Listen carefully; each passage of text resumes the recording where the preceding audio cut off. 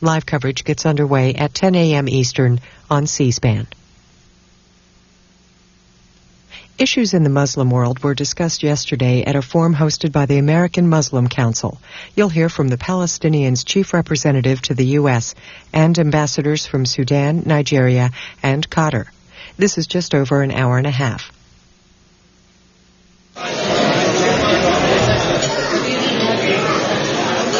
Assalamu alaikum.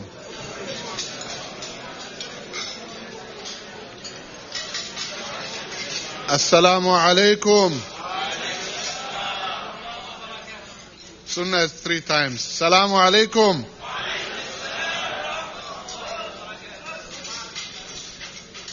Alhamdulillahi Rabbil Alameen wa salatu wa salam ala Rasulih al-Kareem. Dear brothers and sisters and distinguished guests, this is our second evening with the American Muslim Council and the second National Leadership Conference for Imams, Directors and Board Members of Islamic Centers and Islamic Schools Principals. We thank our friends from C-SPAN for being with us here. We thank the American Muslim Foundation and the Islamic Call Society for sponsoring this event. For the sake of everybody, I'd like to read the mission statement of this conference and of the American Muslim Council. The American Muslim Council is a national organization with a mission to educate and encourage American Muslim community to partake in the American political process and to educate American policymakers on issues of concern to Muslims and their impact on the local, national and global Muslim communities. Thus, the purpose of the second Imam Conference is to bring Muslim religious leaders, especially imams of mosques, directors and board members of Islamic centers and Islamic school principals, to Washington, D.C. to, number one, offer an environment of learning in the nation's capital designed to offer information and guidance on government, politics, media, and the current issues vis-à-vis the American Muslim community. Number two, to provide a platform where the undercurrents of the Muslim communities across the country can be discussed, examined, and analyzed, since our leaders, religious and others, are the individuals who have the close contact with Muslims at the grassroots levels. And three, create a cohesive network of Muslim religious leaders. Alhamdulillah, we expected 100 to 125, and we have, mashallah, more than 200 imams and leaders here. Allahu Akbar. We conclude this evening with a distinguished guest panelist, and our discussion today or this evening will be about the current Muslim world and their issues. I will introduce the table first, and on my left right is our Secretary of the Board, Dr. Najib Shakir Bey. On his right is our President of the American Muslim Council, Dr. Yahya Musabasha, and then we have His Excellency Mr. Badr al-Dafa, the Ambassador of Qatar, and we have also the Ambassador of Sudan, Mr. Khidir Haroun Ahmed. Unfortunately, His Excellency Hassan Abdurahman, the PLO Chief Representative, and as far as we are concerned, the Ambassador of the Palestinian State, is not here because of the developments down there, and I hope either both ambassadors can shed some light to it or so. We will start with Ambassador Khidir Haroun Ahmed.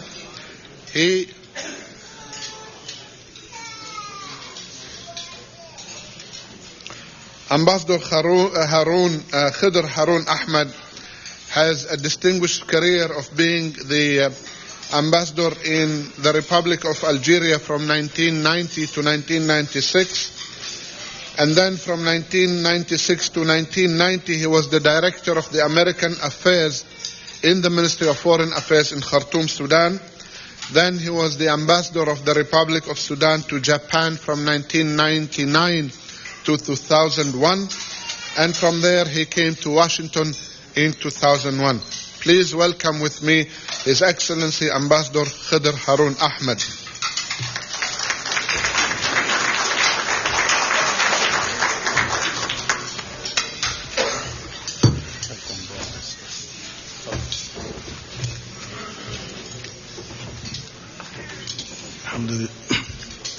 Alhamdulillah, salatu wassalamu ala Rasulillah.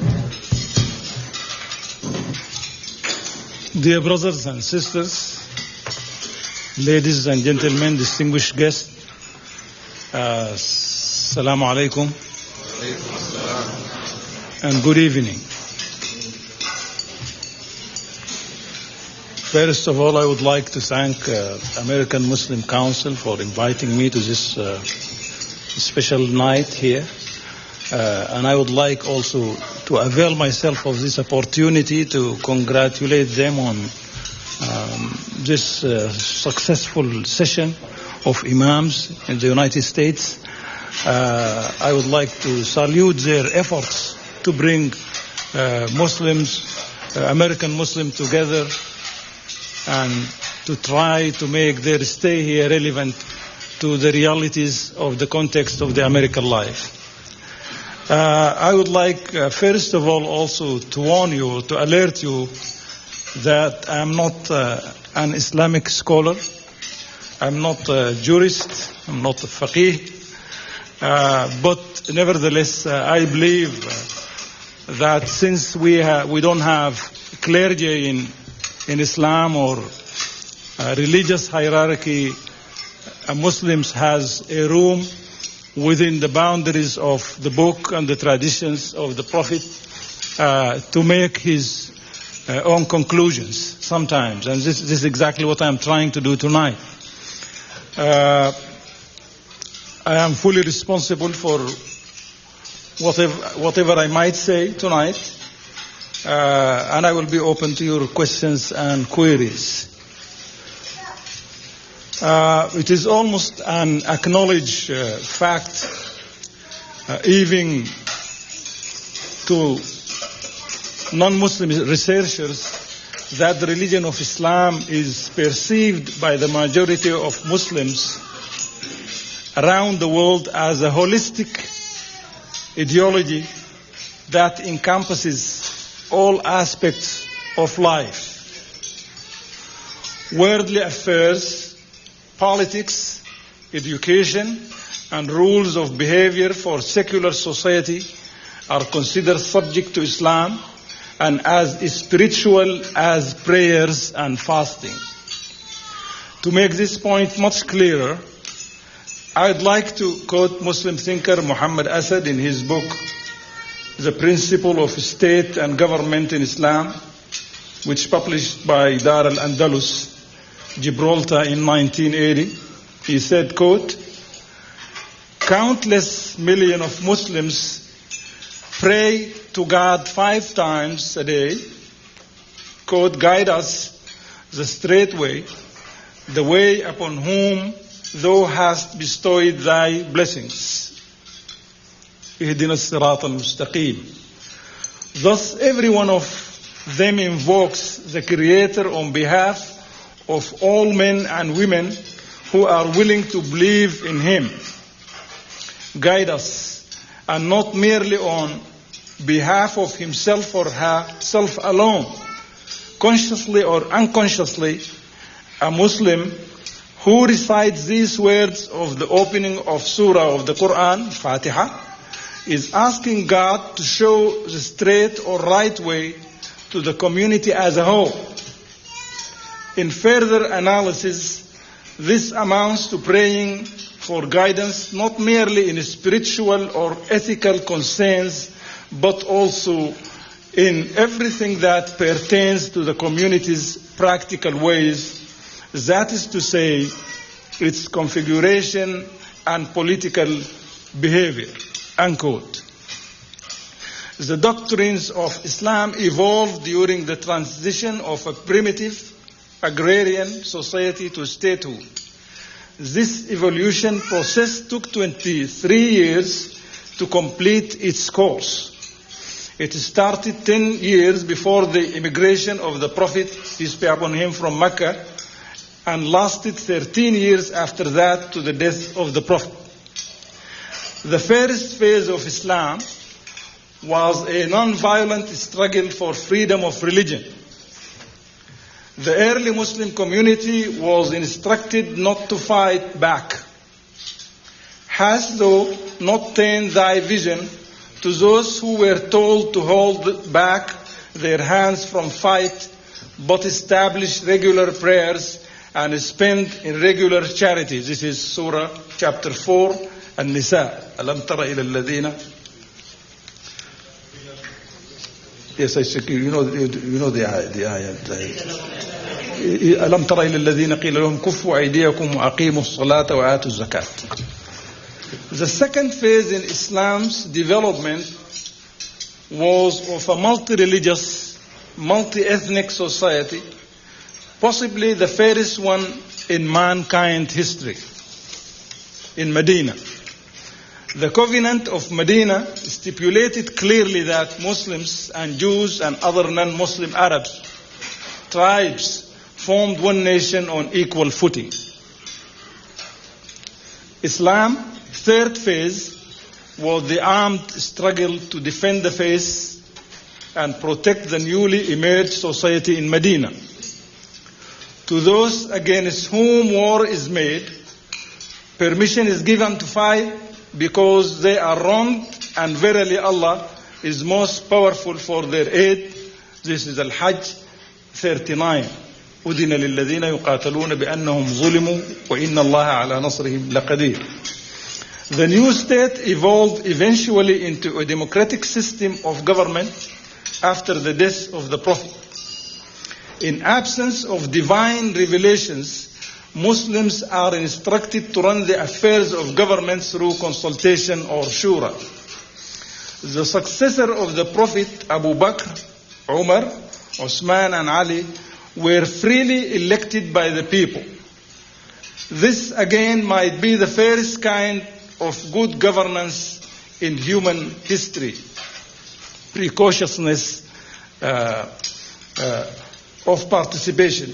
You know the shortcomings of Athens democracy that gave the right of participation to only free men.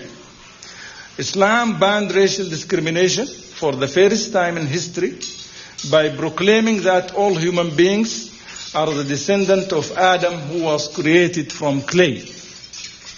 In my opinion, the major contribution of Islamic faith to mankind are: 1, proclamation that all people are equal before God; 2, freedom of religion that accepts Christians and Jews as followers of recognized religions.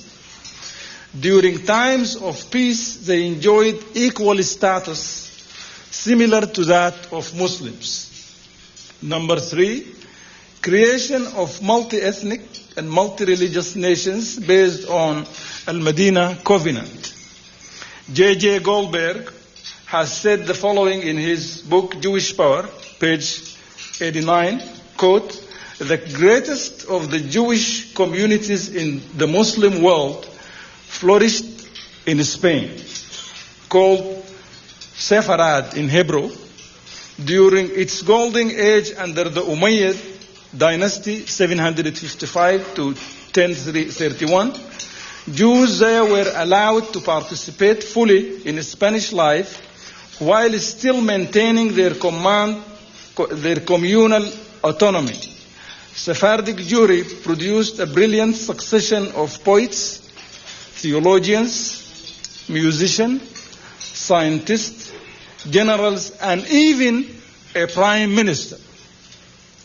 By the end of the Middle Ages, about one-fourth of the world's 2 million Jews lived in Spain." Unquote. This is J.J. Goldberg in 1996, Jewish Power Inside American Jewish Establishment, page 89. Number 4, this is the fourth contribution, peaceful rotation of power through the will of the people. The fourth successor of the Prophet, Abu Bakr, Omar, Uthman, and Ali were elected by the people as mentioned earlier. 5, Islam has laid the ground for the principle of human rights. Combatants during wartime were forbidden from killing women, children, the elderly, and non-combatant rabbis and priests. They were instructed not to cut down trees. These major features represent the international dimension of Islam. They underscore its ability to establish multi-ethnic, multi-religious, multicultural, and multinational communities. The slogans of today with respect to good governance, human rights, and coexistence among different groups are not Western values. They are part and parcel of Islamic heritage. So Muslims should not feel shy or alien in dealing with these issues. We should work with other people to propagate these noble values. The definition of Islam as a last call or final message is to bring the diverse humanity to this progressive level where people transcend their limitations and deal with one another as decent human beings. My observation is that Muslims during peaceful times prevail by their humane values of tolerance and recognition of the other one. I mentioned earlier what J.J. Goldberg reported about how Jews were fairly and justly treated by Muslims in Spain. Professor Ismail al-Farouqi reported that Muslims reopened the holy city of Jerusalem to accommodate all 3 divine religions for the first time in history. And of course, you are aware of the fact that also Salahuddin in 1158, how he treated the Christian population in that holy city. His treatment made him the most known Muslim at that time in Europe. Having said all this, it is true that Islam allows Muslims to fight to protect their faith, their homeland, their property, and honor. As our homeland and faith came under attack during the last 2 centuries, Muslims resorted to force to either protect their homeland or resist occupation. During the 19th and 20th centuries, Islam served as an ideology of liberation of Muslim lands from colonial rule in different parts of the world. It motivated millions of Muslims to carry arms against aggressors. Indeed, it still has this quality of galvanizing its followers against oppression and hegemony, and for sure it will remain so. Nevertheless, we have to understand that resisting oppression or struggling against occupation is an exception and not the rule. Many modern groups, due to certain confrontational circumstances, are trying to make that exception of jihad the major principle of Islam. This thought dwarfs the greatest contribution of Islam as a religion of peace, which is tolerance. It also runs contrary to its holistic nature as a way of life that has answers to many of our modern day problems. I believe that Muslims in this country are obliged to be relevant by propagating the international dimension of Islam in tolerance and coexistence. The world is in need of the humane aspects of our religion and its strong morality about preserving human family values and to enhancing fraternity and love. Muslim populations around the world are almost HIV/AIDS free, drug and alcoholic free in comparison to other societies. The world needs to learn and benefit from this quality. The features that fit your context here as a citizen in this country are not armed struggle or occupation resistance, because simply you are not under occupation or oppression. You, in fact, enjoy some of our own heritage of tolerance and internationalism that we have failed, unfortunately, to establish in our own societies. You need to reach out to other communities in America to emphasize the elements of Islam that enhance our dignity and honor as decent human beings. You need to participate in politics on the local as well as on the national level. That is the only way to enable you to protect your rights here and to serve at the same time the just and fair causes of Muslims worldwide. Through your vote and participation, you gain power and affect the events here and abroad. Yet do not violate your obligations as members of the United States society. That is your noble goal, and I hope that you will be up to that challenge. Wassalamu alaikum wa rahmatullah.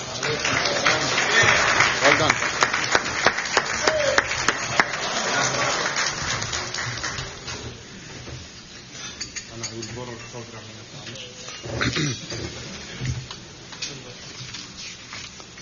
Thank you, Ambassador Ahmed, very much. It is my distinguished pleasure to introduce our next speaker, Ambassador Badr Omar al-Dafa. Abu Muhammad became Ambassador of Qatar to the United States on September 5th, 2000. Prior to his current assignment, Ambassador al-Dafa served as a Director of European and American Affairs at the Ministry of Foreign Affairs in Qatar. A distinguished, very distinguished career diplomat with more than 25 years of experience, Ambassador Dafa has served as ambassador to numerous posts, but I'd like to mention one of them, and that is Spain. You refer to it one way or another, where Ambassador Dafa, as he did in all the other posts, he worked with the community there, whether Arab or Muslim. The most important thing, and we appreciate and respect the state of Qatar, the Amir, and especially here, the ambassador for all of that. But the ambassador here for me and for you, I hope, is here representing the Muslim Ummah, the Muslim world, because the state of Qatar now chairs the Organization of Islamic Conference. In my 20 years of being in Washington, I have not seen a more open ambassador of an Arab and a Muslim state than Ambassador Dafa. And I say this for the record, he has been very open with the Arab Muslim community, and I'm pretty sure with others. A few weeks ago, I talked to him, a cardinal, I think, from Jerusalem, and as soon as I said I have Cardinal so-and-so or Bishop so-and-so from Jerusalem, he opened his arms and received him. We welcome Ambassador Dafa as the ambassador of the OIC in Washington, D.C. فليتفضل.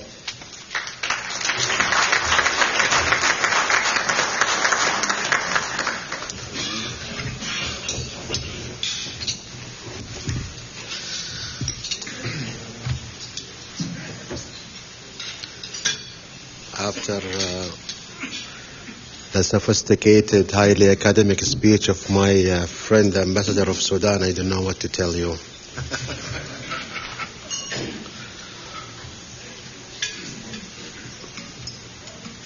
Bismillah ar-Rahman ar-Rahim. Dear friends, brothers and sisters, Assalamu alaikum.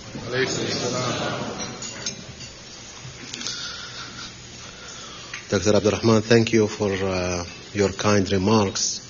Just to set up the record straight, I have been ambassador to 12 different countries. One of them is Spain.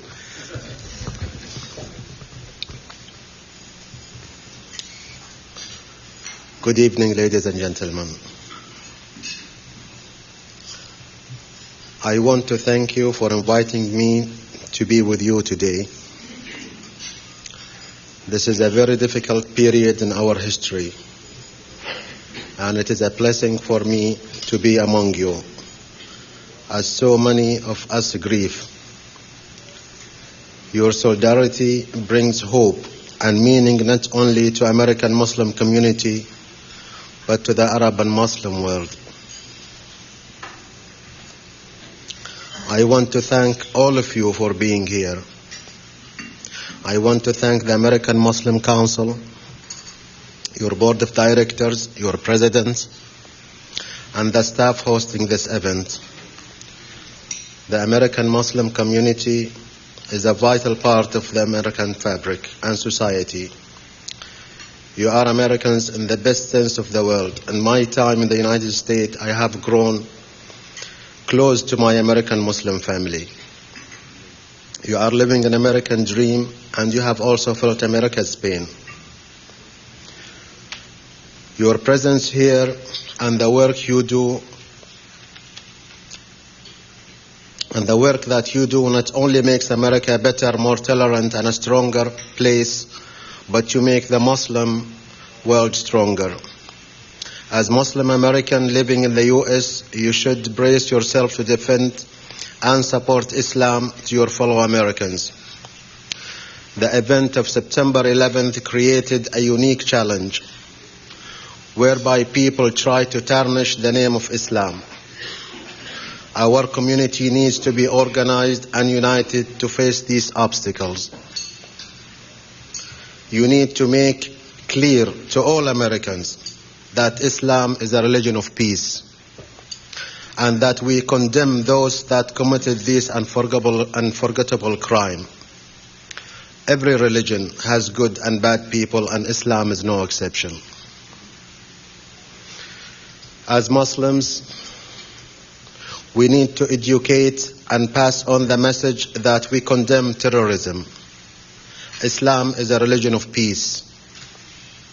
The vast contribution of Islamic society to the world must be communicated to the Americans. From mathematics to science to engineering, the achievements are endless. We will not allow the name of Islam to be tarnished because of the action of a few, and it is our responsibility and the responsibility of the AMC to take a leadership role and act as a bridge to educate the American people. The priority you give to education and the health care underscore your compassion for both the individual and society. I salute you for that. The priority you give to the civil liberties make clear the same. Your foreign policy concerns are also based on basic respect for a human right and the dignity of the individual. I salute you for these endeavors. Indeed, the American Muslim community and the American Muslim Council can and should serve as a bridge between America and the Muslim world. And this should be a two-way bridge. Through you, America can learn about Islam and the Muslim world. That stretches from far reaches of Asia, of Africa, of Europe, and here to America. And through you also, Muslim world can learn about America, about its ways, about its democracy, about its technology, about the benefits and the responsibilities of democracy and relationship and citizenship. The American Muslim Council can contribute a great deal in affecting foreign policy issue that reaches the heart of Islam. One key issue is Jerusalem. Through my many meetings with members of Congress and U.S. administration, I have found that there is no clear understanding of the value of Jerusalem, the first Qibla to all Muslims. The policymakers need to be educated by the community. The community needs to explain the importance of Jerusalem to Muslims and to Islam. I know this is a painful time. The Palestinian people being attacked Hundreds are dying. Demonstrations of solidarity have spread across the Muslim world. Muslims are demanding protection for Palestinian people. The Arab and Muslim people are calling for justice. Muslims around the world are demanding that the world's remaining superpower, America, stand up and do what is right. Allahu Akbar.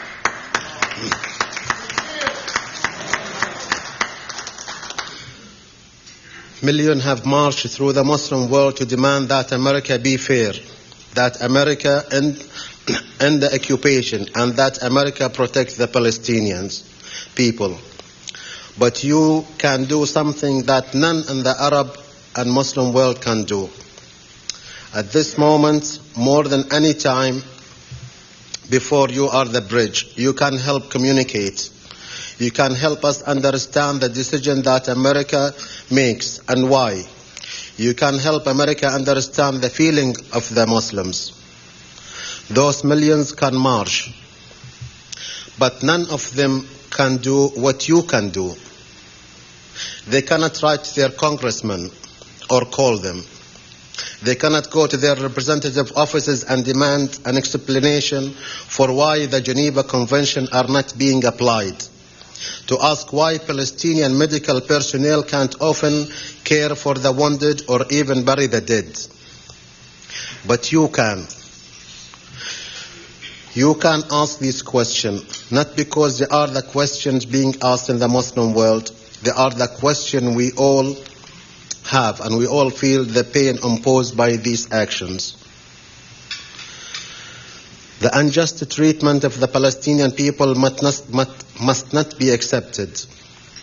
The AMC, along with the entire Muslim world, must re-emphasize that the Palestinians deserve a state, freedom and self-determination as all nations in the modern and civilized world. You can and will make the difference.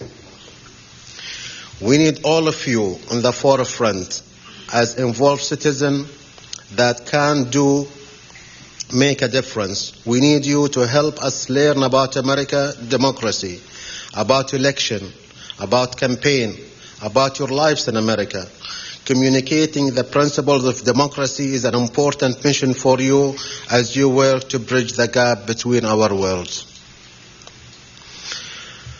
I would like to talk a little bit about the country I represent, Qatar, where we are in the process of holding the first parliamentarian election.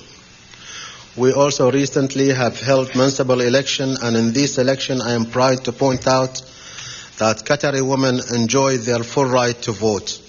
And soon, hopefully, some of them will be seated in the new parliament. Thank you.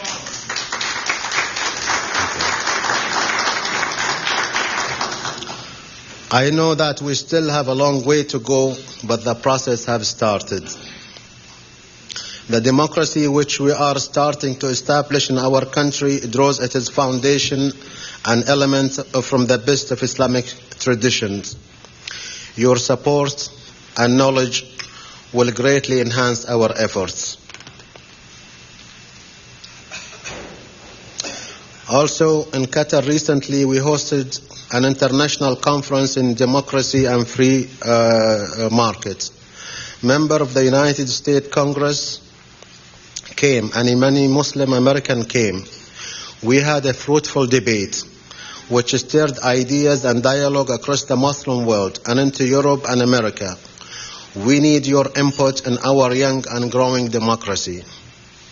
It all starts with you here at AMC, working to bring our worlds together. America is not enemy of the Muslim world. America has a great potential to enrich the Muslim world and be a truly great friend. And you here at AMC and the Muslim American community can greatly contribute to that issue. Thank you very much, ladies and gentlemen.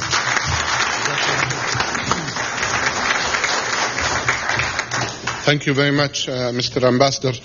If there are any brothers in the audience who want, and sisters who want to make a comment or two, but I'm very sorry to announce that we could not have Mr. Hassan Abdurahman, the Ambassador of Palestine here, because of the dynamics of what is going on in Palestine and the arrangements that they have for Palestine there. And alhamdulillah, as I was told here by our distinguished guests, that the fruits of the visit of Crown Prince Abdullah have materialized and things are changing in Palestine. And alhamdulillah, we are happy. We don't have only one democratic country now in the Middle East. We have two democratic countries that joined the so-called one democratic country, and I and you know that there are more democratic countries. So thank you very much for educating us, Mr. Ambassador. Yes, sir, could you state your name and who you are? Bismillahirrahmanirrahim. Assalamu alaikum. Yeah, you have to go to the microphone if you want to address the... My name is Hodari Abdul Ali. I'm the executive director of the Coalition to Give Peace a Chance in Sudan. I'm also a member of the Muslim Alliance in North America, or MANA for short. I have a question for our brother ambassador from Sudan. Sudan has been under a vicious propaganda campaign. The Zionist forces like AIPAC, people should know these are among the people who are launching these terrible charges against Sudan. The conservative Christian groups, the ones that label Islam as an evil religion, these are the new crusaders. These are the ones that want to convert the Muslims in Africa to Christianity. These are the people behind this terrible propaganda campaign against Sudan. But alhamdulillah, the truth is starting to come out. Newspapers like the Washington Post, the Irish Times, the Final Call. In recent days, many major papers have exposed all of these so-called slave redemptions as a fraud, as a scam. And we commend you, Brother Ambassador, for the good work that you're doing to restore Sudan's good name. So my question to you is, what would you have people think of when they hear the name Sudan, when they think of Sudan? What image would you want to have in people's minds? Thank you. Thank you very much, my brothers, and appreciate your comments because that's availed me of another opportunity to say something about Sudan in particular. In fact, I would like brothers and sisters here not to underestimate what they can do for us. In fact, they could do a lot. Write to your representative, write to your senators, contact the local churches in your area, civic, social, all kind of organizations, and try to educate them about the realities of the situation in Sudan. In fact, there is a lot of distortion. It's a smear campaign of distortion, of misinformations about the country. Well, this is the largest country in Africa, size-wise. It's the richest one also. So please try to do something about that. I want you to pledge to me tonight that you will write to your representative at the Congress of United States, write to former Senator Danforth, write to President Bush about the situation in Sudan, that they should not listen to a tiny minority with some kind of agendas. Try to help us to stop this war. Write to your local newspapers. Try to respond to talk shows, radio talk shows. Try to say that this is not true. Okay, there is a lot that you can do. I mean, and try also to visit our website to educate yourself first, and then try to respond to this smear campaign. I think it is one of your obligations as Muslims. You are not just Muslims, you are imams, you are the leader of your society, and your brothers and sisters in Sudan need your help to make peace. We don't want you to be pro-government or try to defend us with false kind of informations. What we would like you to do is to know the truth and try to stand to these people. Try to educate the people about the situation. So please, I appeal to you, to your conscience, to try to do something for Sudan. We really need your help. Mr. Ambassador, can you tell us a word or two of the visit of Senator Danforth and what came out from that visit to Sudan? It's my turn, the question. Lala, Sabrak, wait. Go ahead. Well, he visited Sudan twice, one in November and lately in January. he set 4 conditions for both sides to meet so he could proceed on this peace process. Our government accepted that. From the beginning, we don't feel that it was fair to equate a government with a rebel movement, but nevertheless, to show our interest in peace, we accepted whatever he offered, and he's so successful in striking a deal between the government and the other side in a place called Nuba Mountains, and also the both sides now agreed upon protecting civilians in the country. Also, this is another thing. We also allowed the international community, NGOs, to embark on immunization program and on both sides. In short, we met his 4 conditions. I think he submitted his report to the president just yesterday, and we are hopeful that will lead us to a peace or peaceful process. But we need your help in order to encourage the Congress of the United States, the other organizations, in order to educate them about the situation there. And we have some literature upstairs for those who are interested. There is a table that has all the literature. Yes, sir. My question is for the ambassador. Your name and where you come from? My name is Ibrahim Habash, Imam of the Islamic Society of Central Florida. My question of the ambassador of Qatar, I hope my question will not offend anyone. It's only wondering, and all as well as every Muslim, why all Muslims country boycott Israel marketing except Qatar. We need just to clear the point, what we can get benefit to tonight, not any kind of insultation. Thank you. It can come, اسحبوا شوي. Yes. Thank you.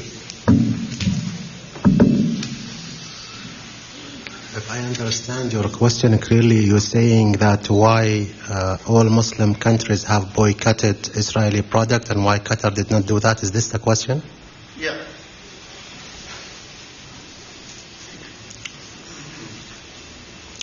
I don't know where do you get your information, sir, but I just want to mention that in Qatar we have a committee. It's called the Committee to Boycott Israel. It's licensed by the government. Actually, we never say that we did not boycott. Are you talking about a government policy or about talking about people? I think you are mixing up between... I think it's the Office of Trade that is in Qatar. About the Israeli Trade Office. Well, I can tell you the Israeli Trade Office in Qatar is not functioning. That I can tell you. But are you saying, if you are indicating that through this, first of all, we in Qatar as very open-minded, and we are no sensitive to question, and we speak our mind clearly without fearing nothing. I think Al Jazeera is an indication of that. So also as representative of the government, we speak in the same tone actually. Takbir for that. Allahu Akbar. And unless we try to speak in this clarity and openness, and when we make mistake, we criticize ourselves as Muslims, as Arab, we don't think we'll be able to go anywhere, because if there are mistakes, we have to face it. We said, yes, this is right and this is wrong. But I'm sorry to get into these details, but I'm sorry to tell you that, sir, what you have said is not very accurate. Thank you. Thank you. Dr. Sada. Assalamu alaikum jami'an. It's great to be here. I'd just like to thank the ambassador of Qatar. Introduce yourself. My name is Sadiq Malki. I'm from Mecca, Saudi Arabia, and I'm with United Association for Research with Brother Ahmed Youssef, who's a great shining star here in Washington, D.C. I just would like to thank the ambassador of Qatar, the shining star, in the Arab world these days is actually the Al Jazeera. And you cannot believe how much you did a big change in that area of the world. Democracy is coming because of what you're doing out there. Allahu Akbar. Mr. Ambassador, I didn't say that, he said it. So. Brother, I'd like to address the issue of having imams with us here. The fact of voter registration and the lack of voter registration, we have to draw the attentions of the imam that they have to establish a process by which each and every member of their organization, everyone who comes to the Friday prayer, have to become a voter. And I think we should address this, and I would like to Brother Abdurahman to systemize that. This is one thing. The other aspect is very quick. If you are in Washington, you are in the world. If you're out of Washington, you're out of the world. So please support American Muslim Council.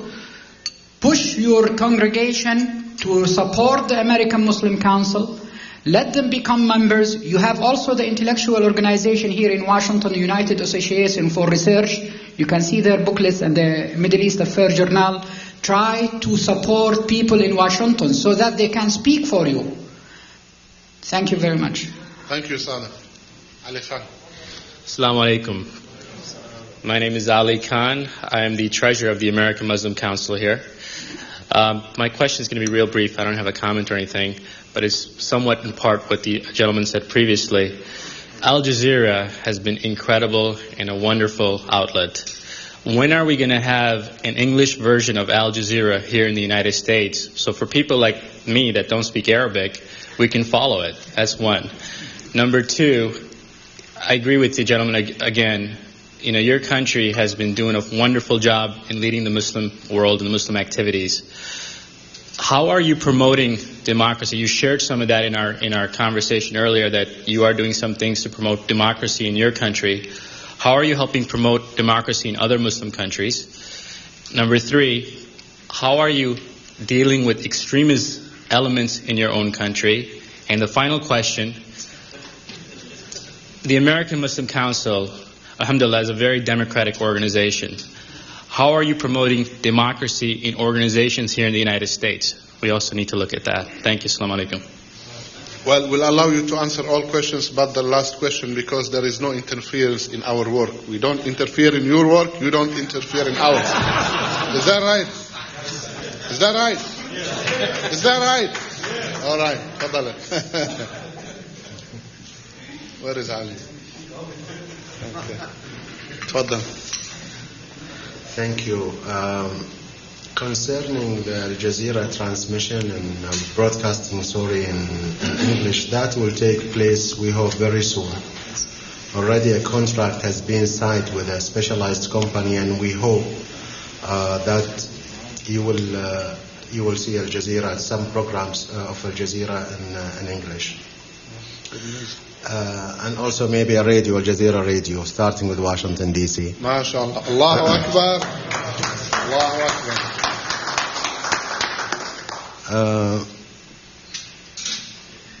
Concerning democracy, a committee was established in Qatar of 30 prominent educated people by decree of His Highness the Emir to write a permanent constitution. This will be submitted by the end of the year, and we hope by early 2003 we will have the first parliamentarian election in Qatar.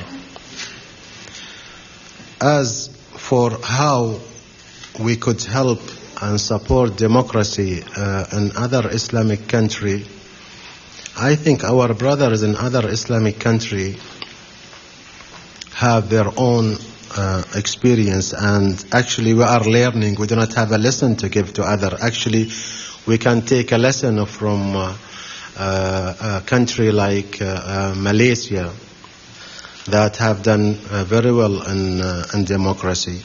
And I am sure that this really brings the subject of living in Spain and why Islam as a religion was able to spread to Europe, to Spain, and stay there for about 720 years.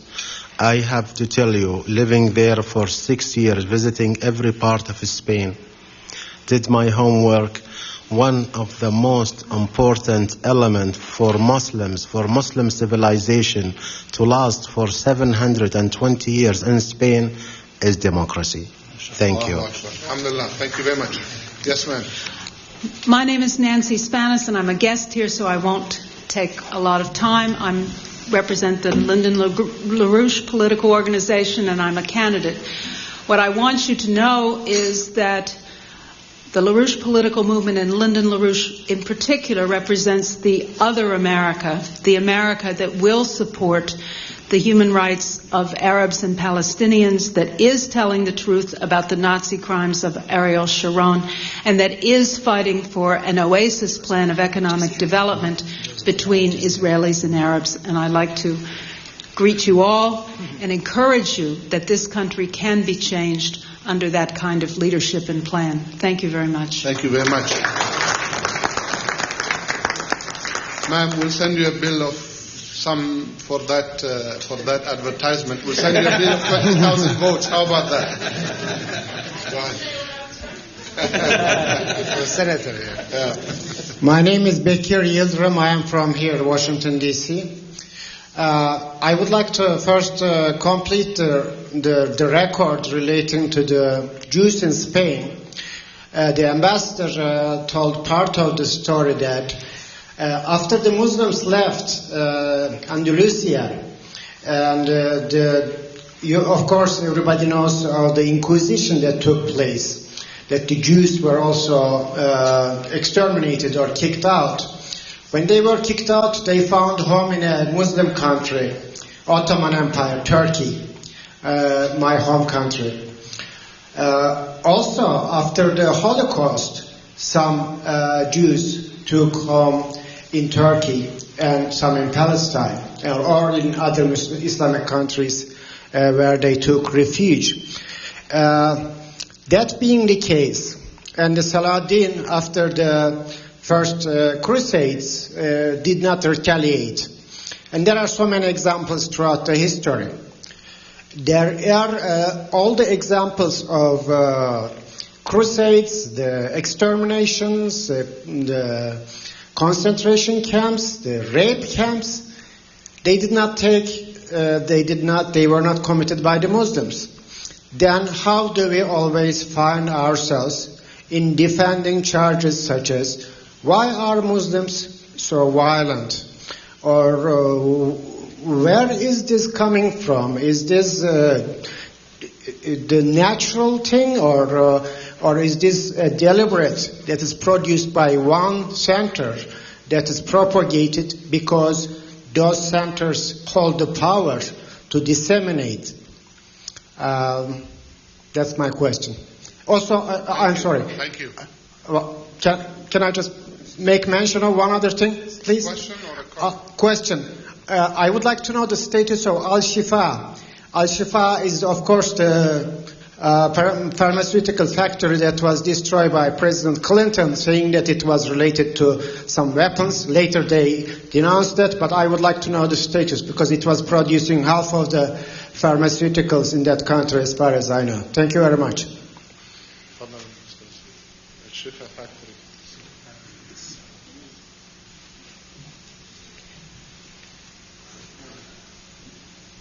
Well, thank you very much for the question. Of course, as you know now, it is an established fact that was just an aspirin factory, nothing more, nothing else, and we are still fighting to try to make the government here, just people who are responsible for that, to at least to compensate the owner of that pharmaceutical factory. There is also a small Swick factory by that one, sorry, and it was totally destroyed also.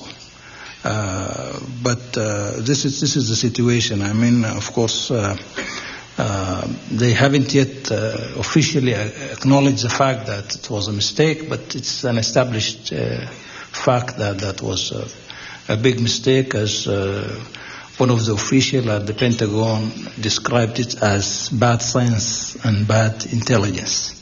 So this is the situation.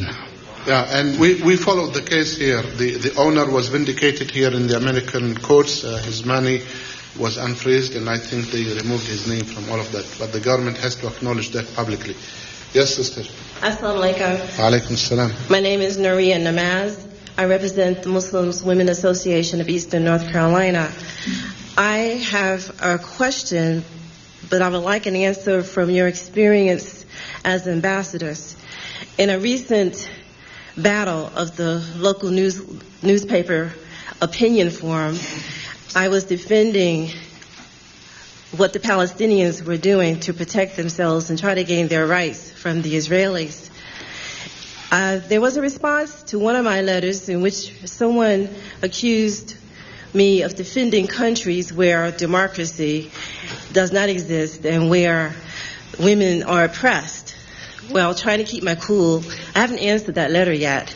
Because on my observation, I started doing some research, and it appears to me, and I'd like to know if this is a true observation, it appears that most of the countries around the world that are the most oppressive and that seem to have the least democracy are those countries that are receiving the most American money or American aid in some form or another.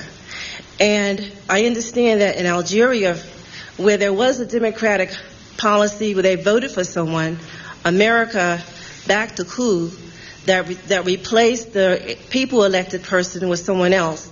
As recently in Venezuela, America did the same thing. So I was just wondering, from your international opinions, is my observation correct in thinking that most of the countries that are funded by America are the ones that are the least democratic and the most oppressive towards women? Ambassador al-Dafa, you take the question. I think you are mixing between my job as ambassador and as a broadcaster for Al Jazeera.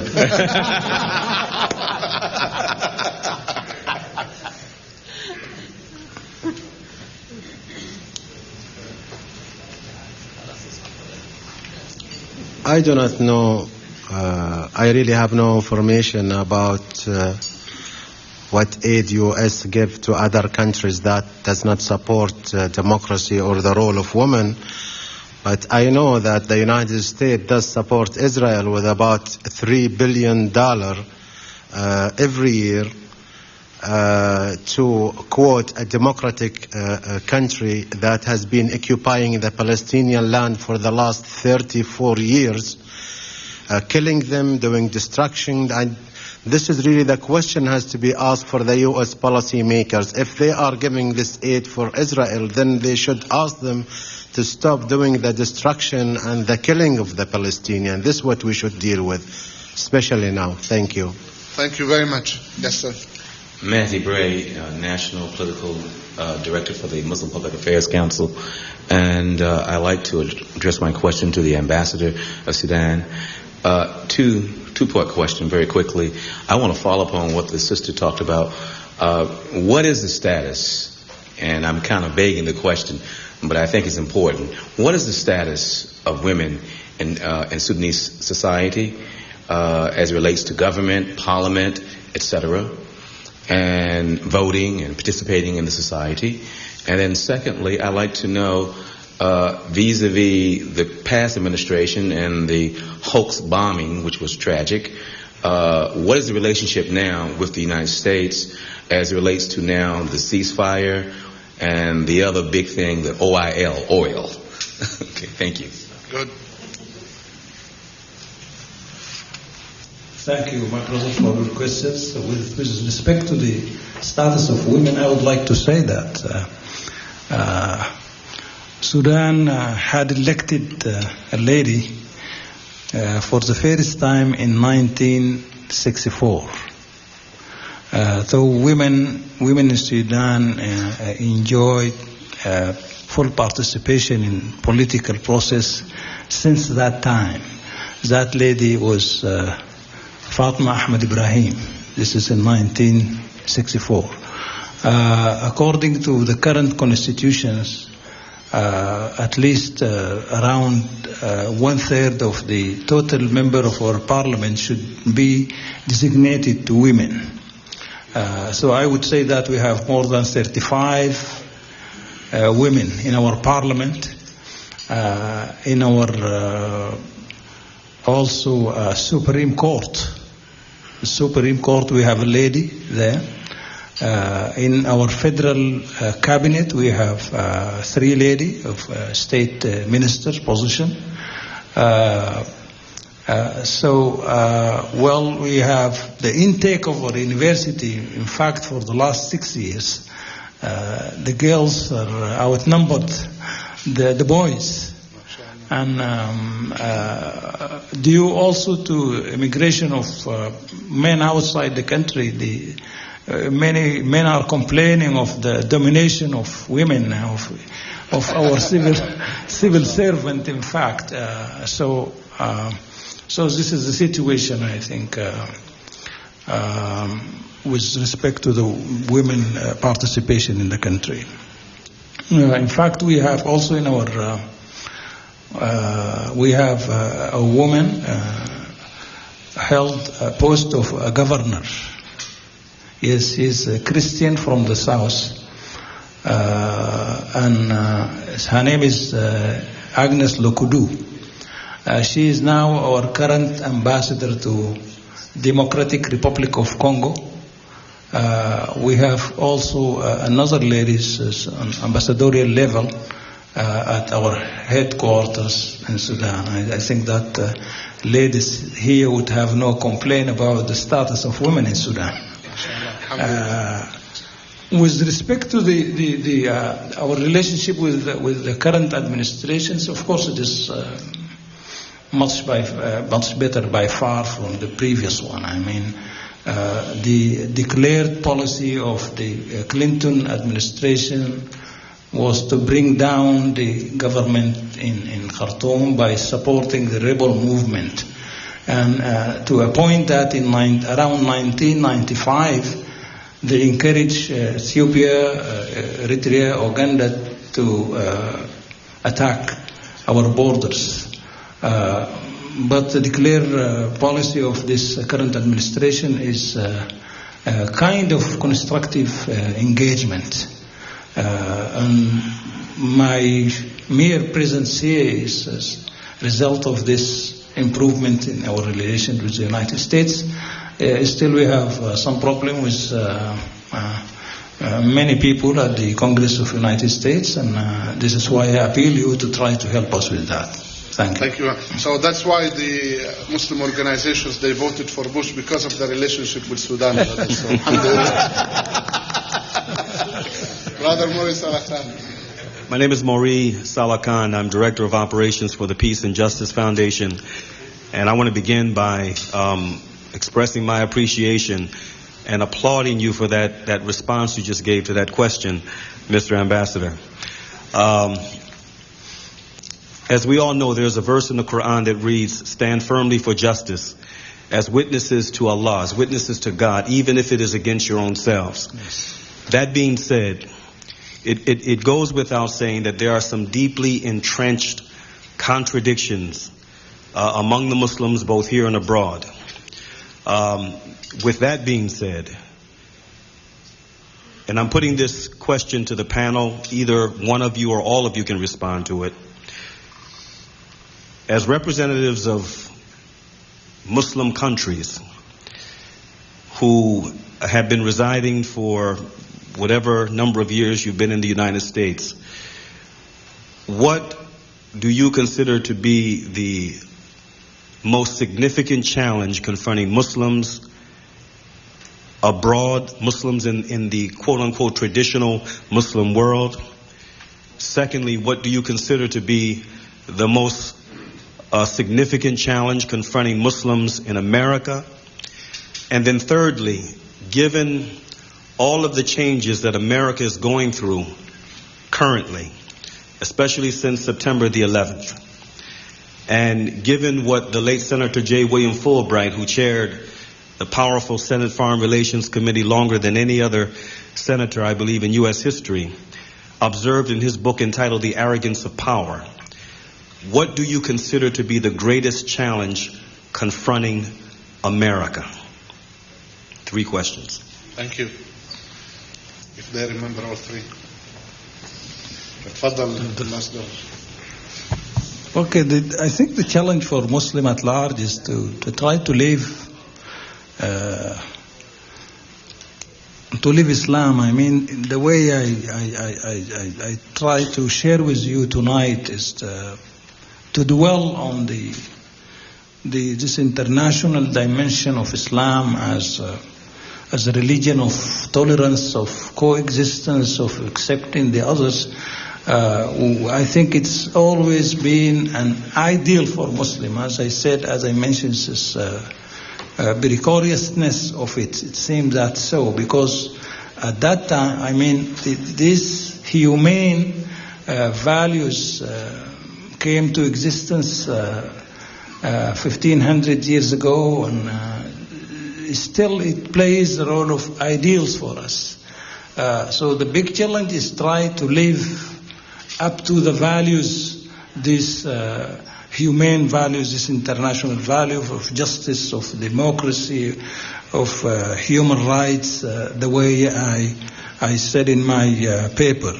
The challenge of American Muslims here is to preserve their identity as Muslims on one hand, and to integrate themselves totally as an American citizens on the other hand, to try to enrich the good things about America as land of opportunities. Try to in order to also to concentrate on these humane values of Islam.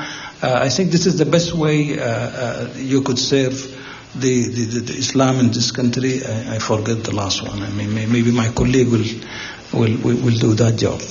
Maybe he'll got all 3.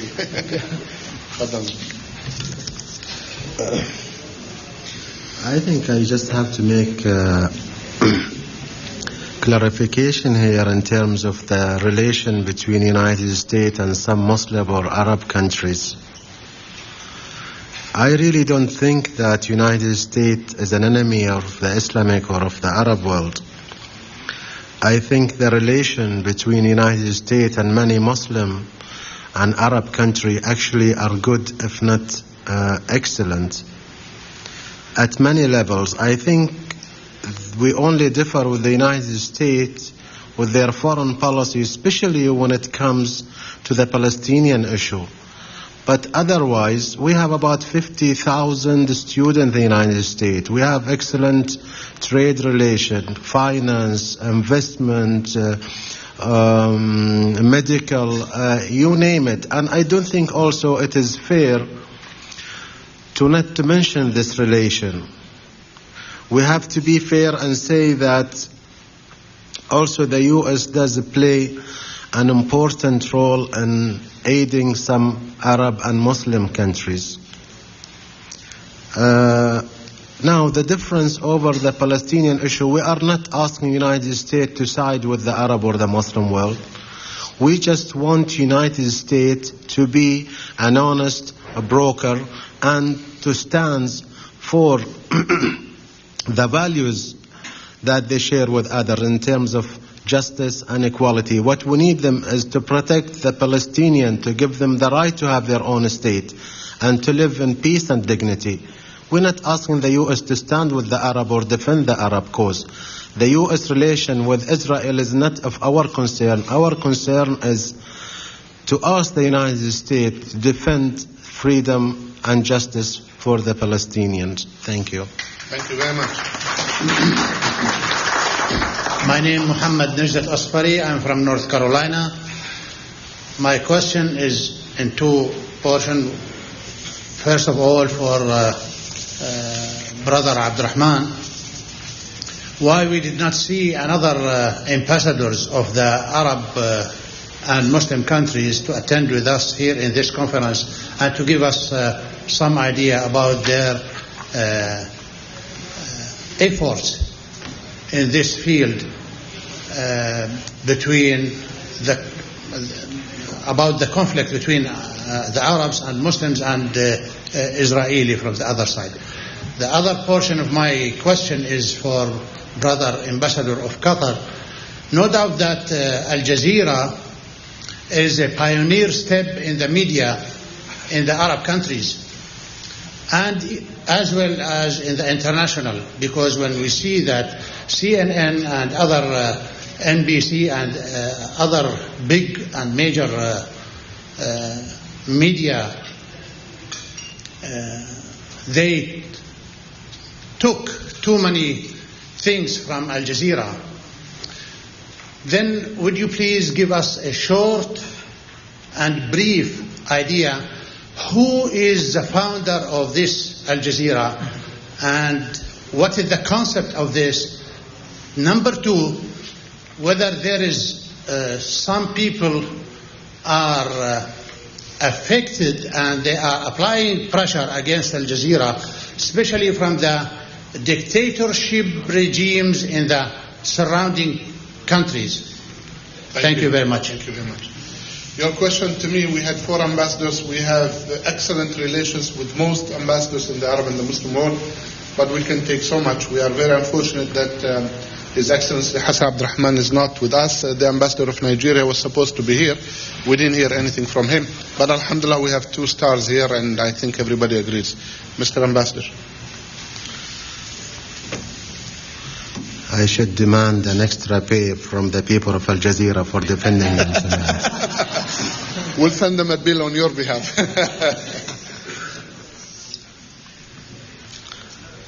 Actually, as I mentioned earlier, I really do not represent Al Jazeera here. I represent the views of the government of Qatar. And we as a government also have a problem with Al Jazeera sometime, because I remember when I was director for the European and American department and my office overlooks the main gate of the ministry. Usually this program is broadcasted on Tuesday and Wednesday morning. By the number of cars coming to the ministry, I know how many complaints are we going to have that day because of Al Jazeera. The idea behind Al Jazeera to create a free, independent news channel is His Highness the Emir. And when he came to power a few years ago, he told the Qatari people that I have a package for you. That package is the freedom of press. Right that year, the Ministry of Information was abolished. Censorship on books and magazines was lifted. Al Jazeera was created. And as I just mentioned earlier, a committee to write the constitution was made, and we hope by next year. So really, Al Jazeera is a part of a package. This is what I wanted to say earlier, is that we do emphasize and we do put great emphasis on democracy. I just would like also to mention very important thing that we are doing in Qatar, and that is education. Actually, we are creating a center. It's called the Education City, where we are signed an agreement with some American universities to have branches, campuses in Qatar. We started with Cornell Medical School, and this year in September, a student from Qatar and from the Middle East will be able to enroll for Cornell Medical School, Doha branch. Besides, there are other 2 colleges. One is Virginia Applied Art College, and one is a technical college, and there will be 3 more American university branches will open in Qatar, because we also believe in education and quality of education. Without education, we cannot progress. We cannot achieve our goals. And I think it is important for Muslim countries to also invest in education, because that investing in education is really preparing generations to face the future. Thank you. Thank you very much. Yes.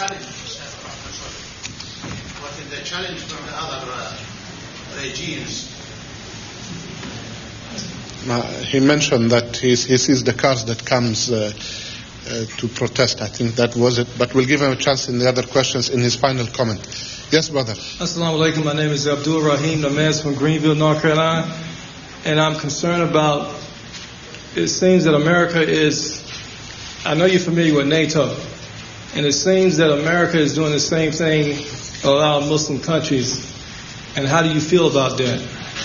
And does anyone have any information on, I know the Palestinian representative is not here, but does anybody have any information on the Palestinian situation in recent? Well, we and you have been here for 2 days. We don't have much information. I don't know if any of the ambassadors will want to indulge in that issue. No. Thank you very much. Sheikh Isa. Assalamu alaikum. Alaikum salam.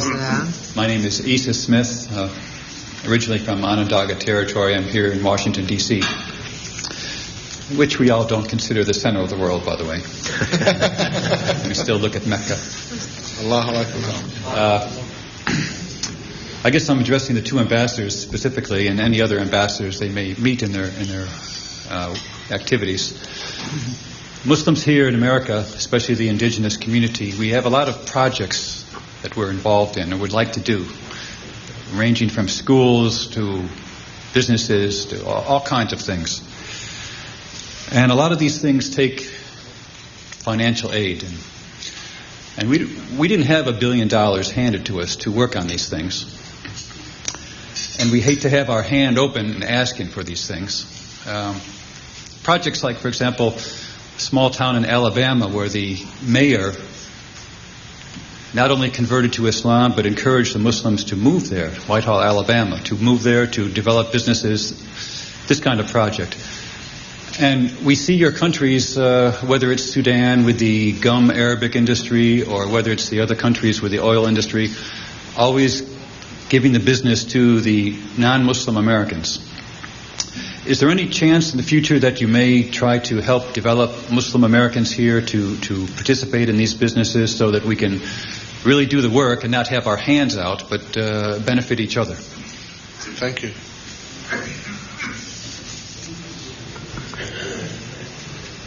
Well, in short, I would like to assure our brother Isa here that we are be very interested in anything that could enhance our relationship with Muslim community in this country. So, if American Muslim Council has any department which concern of this issue of trade and economic, if the brothers themselves has any names, we will be ready to deal with that. So please contact the embassy and provide us with information which you have. We will be more than willing to do business with Muslim community in this country. No doubt about that.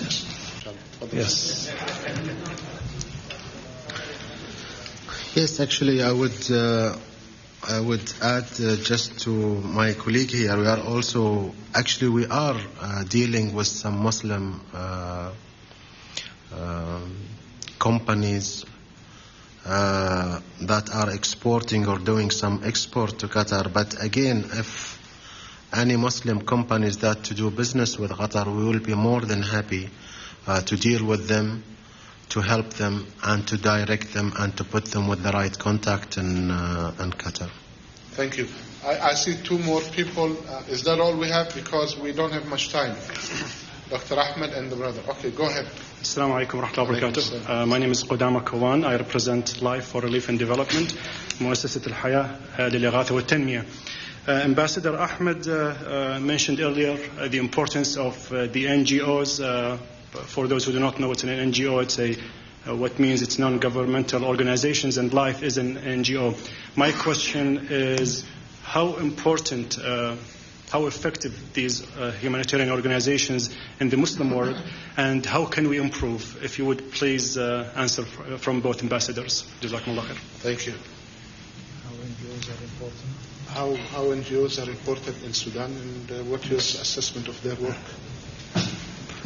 And maybe he's talking about Muslim NGOs. Yes, of course.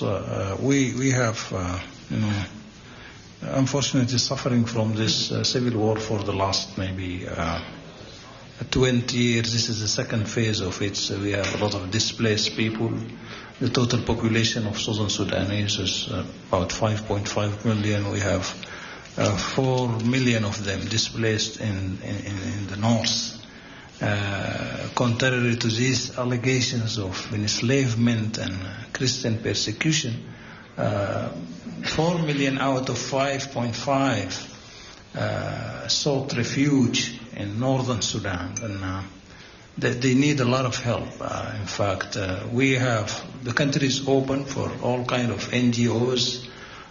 Some of them, as you may imagine, are well-intentioned people, motivated by humane feelings to help, but unfortunately many of them are with their agendas. They are doing a very harmful work in different parts of the country, prolonging the civil war, turning people against each other, try to project the situation as if it is a case of Muslims versus Christians or Christians versus Muslims. We have 5% of Christians in our entire country. So we have very few, to my knowledge, very few Muslims, NGOs working in Sudan. But my brothers, we will appreciate any kind of help. If you have any NGO, you are aware of any NGOs here, whether they are Muslim NGOs or even non-Muslim NGOs with fair-minded, with well-intentioned, they will be more than welcome to work in Sudan. Okay, if you don't mind, we'll take both brothers, and then the ambassadors will have final comments, inshallah. My name is Ahmed Osman.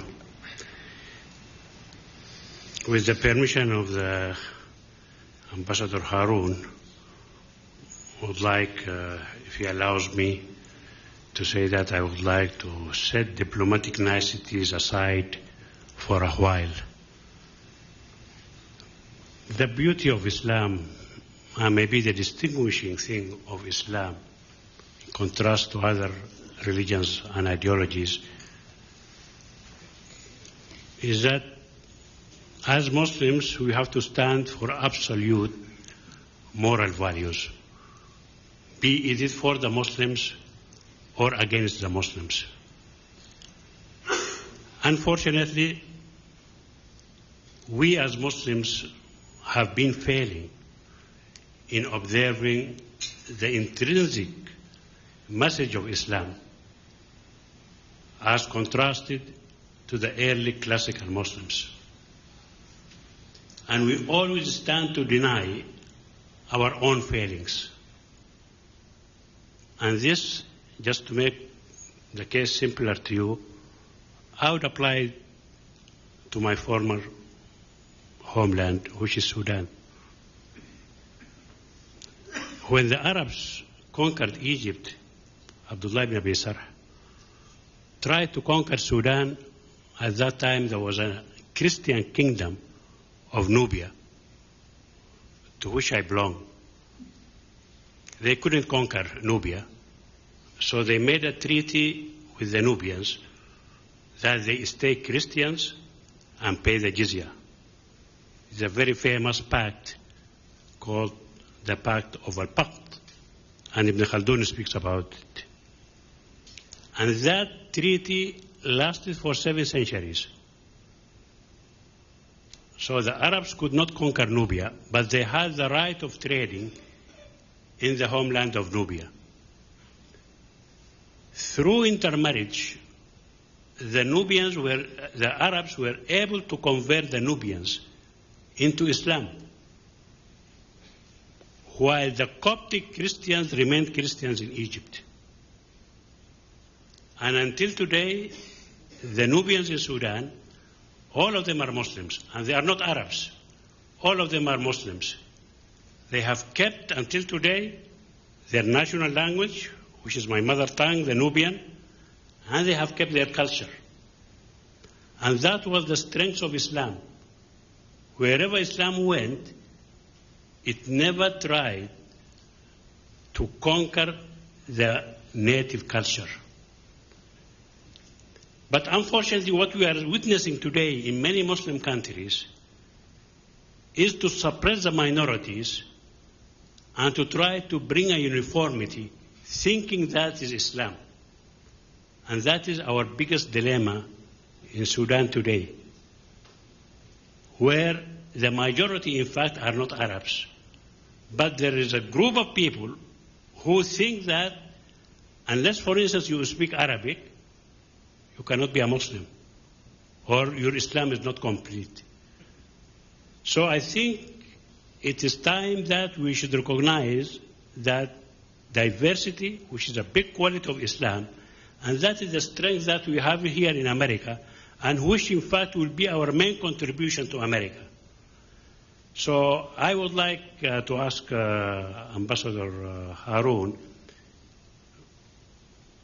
why is it that, for instance, there is more or less better relation with this administration compared to the previous administration?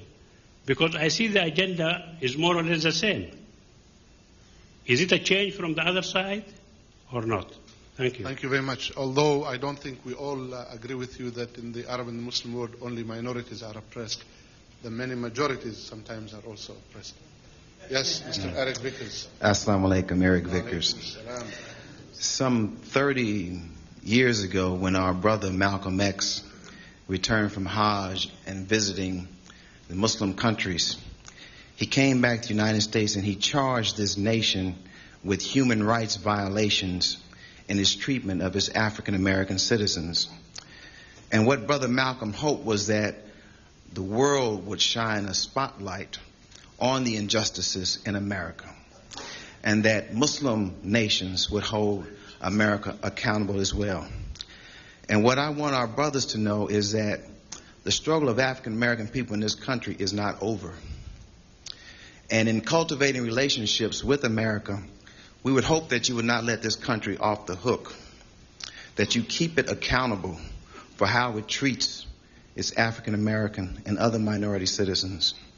Islam is probably the only hope that African Americans have in this country for a just life. And it's going to take the pressure internally and from our brothers outside the country to make this a reality. And I would hope you would keep that in mind. Thank you. Thank you very much. We will take final comments from both ambassadors. They can address the questions, and a final comment, please. Well, I would like to argue with my fellow citizen, Dr. Ahmed, sometime outside this place. But I would like to say this just in a nutshell, that I always believe that we have what we could call melting pot in Sudan. I mean, we have people coming from Western Africa, amounted to almost 7 to 6 million people coming from Niger, from Nigeria, from Cameroon. They are now enjoying a full citizenship. They are Sudanese like anybody else. We have people from different ethnic background. I call it a melting pot simply because its tongue is Arabic, its religion is Islam, at least for 80% of the population. We have 5% Christians and 15 animists in the south, but there is no mention even in our constitution to the religion of the state, the head of the state. And it's a fact that our federal cabinet has 5 Christians. One of the 2 vice presidents is Dr. Moses Machar. He is Denka from southern Sudan. Indigenous dialects are spoken freely by the people. I mean, Ahmed himself speaks his Nubian dialects. There is no any ban on that, so I don't see any problem there.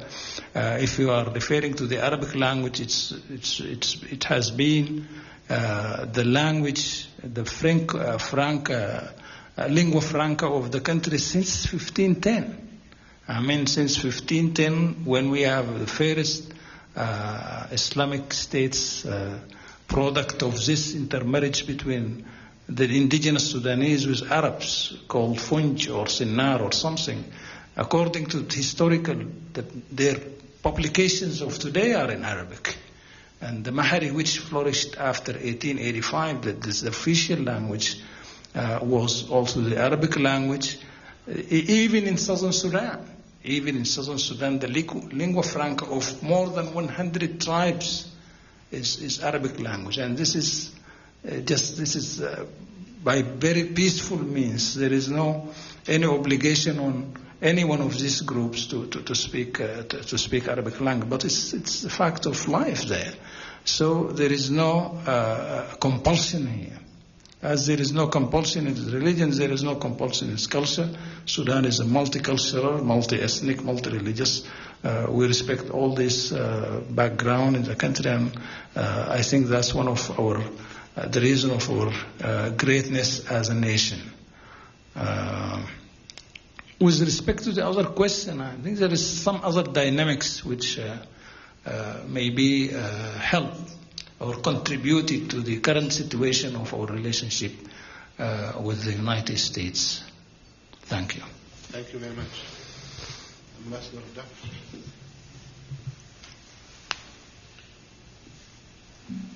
I really forgot the question. I don't know what the question was. We want your final comment. Any final comments you have for the Muslim community, the American Muslim Council, and all other Muslim organizations here, and the imams in particular? Well, when Dr. Abdurahman asked me to come and be with you here tonight, and he mentioned to me that there will be other ambassadors, it ended up with His Excellency the Ambassador of Sudan and myself. And I said to myself, somebody must have told him that my grandmother is Sudanese, and I'm proud of that, and maybe that's why I'm here with my colleague. Allahu Akbar. Alhamdulillah. It's a small village.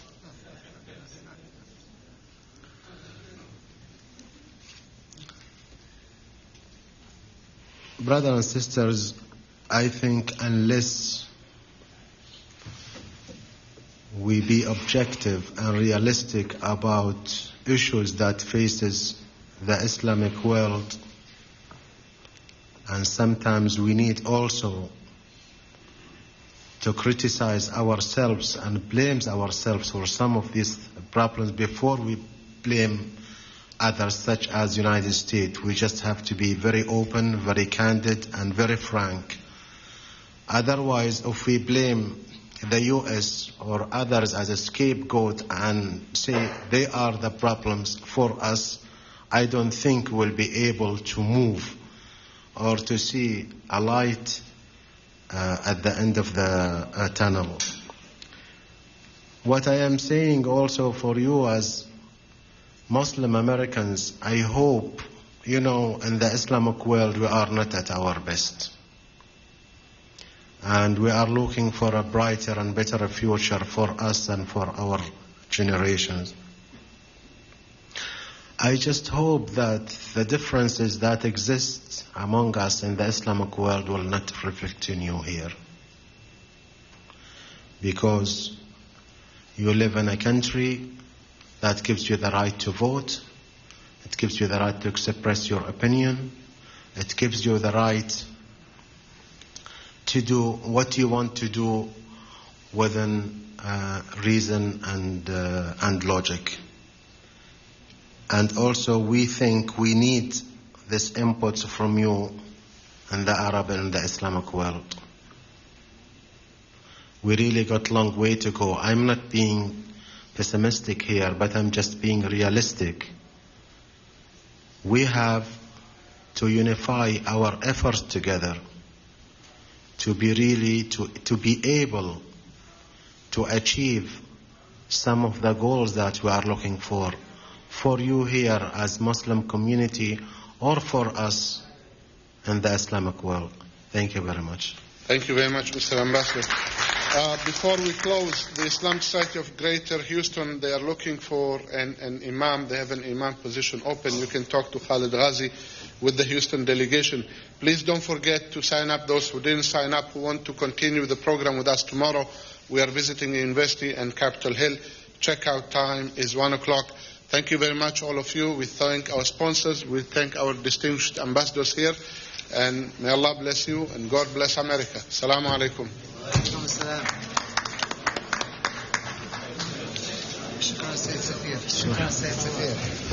Brother Abdurahman, one question. What time we are starting tomorrow? Tomorrow 8:30 down in the lobby. Okay. 8:30 down in the lobby. Okay. And we have to check out, right? Yeah, please check out and we'll be back here by 1 o'clock. Jazakallah. Check out and leave your luggage downstairs with the amanat. Thank you very much.